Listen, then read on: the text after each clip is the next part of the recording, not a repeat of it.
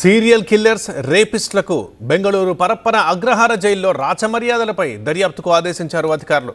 జైల్లో కరడుగట్టిన నేరగాళ్లకు cell phone సౌకర్యాలతో పాటు టీవీ సౌకర్యం కూడా ఉండడంపై దుమారం చెలరేగింది. అది పేరుకే జైలు, ఖైదీలకు మాత్రం రాజభోగాలు. అంతేకాదు సీరియల్ కిల్లర్స్, సీరియల్ రేపిస్టులకు కూడా రాచమర్యాదలు లభించడం తీవ్ర కలకలం రేపుతోంది. బెంగళూరు పరప్పన అగ్రహార సెంట్రల్ జైల్లో జరుగుతున్న వ్యవహారం అందరినీ షాక్ కు గురిచేసింది. బెంగళూరు సెంట్రల్ జైల్లో భద్రతా లోపాలు, ఖైదీలకు స్పెషల్ సౌకర్యాలు కల్పిస్తున్నారనే ఆరోపణలు వెలువెత్తగా అందుకు సంబంధించిన వీడియోలు ఇప్పుడు బయటకు రావడం దుమారాన్ని రేపింది. ఖైదీలకు రాచమర్యాదలపై తీవ్ర విమర్శలు రావడంతో ఉన్నతాధికారులు ఈ వ్యవహారంపై దర్యాప్తుకు ఆదేశించారు. అతడు రేపిస్ట్, అంతేకాదు ఒక సీరియల్ కిల్లర్.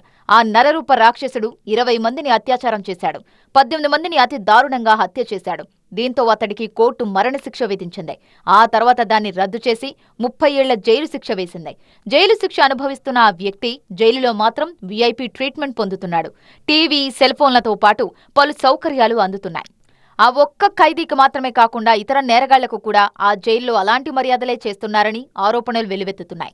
దీనికి సంబంధించిన కొన్ని వీడియోలు బయటకు రావడం ఇప్పుడు తీవ్ర సంచలనంగా మారింది.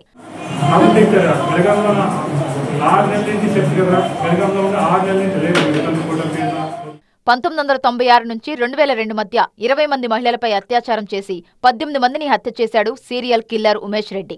అతడి సెల్లో 2 ఆండ్రాయిడ్ ఫోన్లు, ఒక కీప్యాడ్ ఫోన్, టీవీ ఉన్నట్టు వీడియోలో స్పష్టంగా రికార్డ్ అయింది.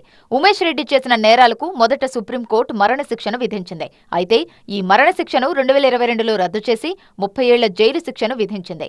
మరోవైపు రణ్యారావు గోల్డ్ స్మగ్లింగ్ కేసులో ప్రధాన సూత్రధారిగా ఉన్న తరుణ్ రాజు జైలు లోపల వంట చేసుకుంటూ మొబైల్ ఫోన్ వాడుతున్న ఫోటోలు కూడా బయటకు రావడం సంచలనం రేపింది.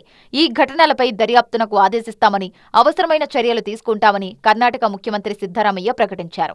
జైలు నిబంధనలను ఉల్లంఘిస్తూ కఠిన శిక్షలు అనుభవిస్తున్న ఖైదీలకు విలాసవంతమైన సౌకర్యాలు, అందులో జైలు అధికారుల పాత్రపై తీవ్ర అనుమానాలు వ్యక్తమవుతున్నాయి. బాధ్యులైన అధికారులపై కఠిన చర్యలు తీసుకుంటామని కర్ణాటక ప్రభుత్వం వెల్లడించింది.